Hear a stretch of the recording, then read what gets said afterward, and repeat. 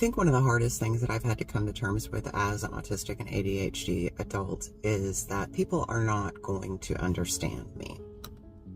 Because I think as humans, we all have a deep desire to be understood, to be seen for who we really are. And if you are neurodivergent, if you're ADHD, if you're autistic, that need is probably 100 times what maybe the average brain has, because you've so often been misunderstood and your internal experience is very difficult to convey to other people. And maybe many times in your life you have tried to convey that experience and it's gone horribly wrong. But here's some things that we really need to understand.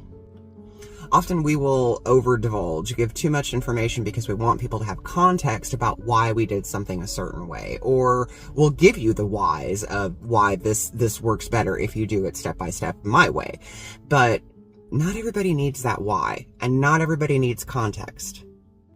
Not everybody deserves to know your internal thought processes.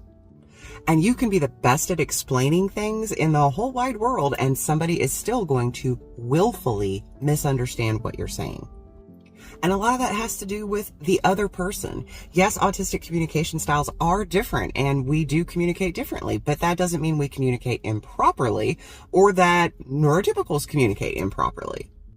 A lot of the dissonance comes from the fact that people view you in a way that they perceive you.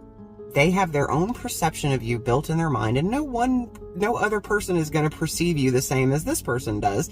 They all have a story built up around you. And when you try to explain things that don't fit with that story that they already have of you, that perception that they've already created of you, it's not going to... So you can explain yourself till you're blue in the face, but that doesn't mean that it's going to get your point across.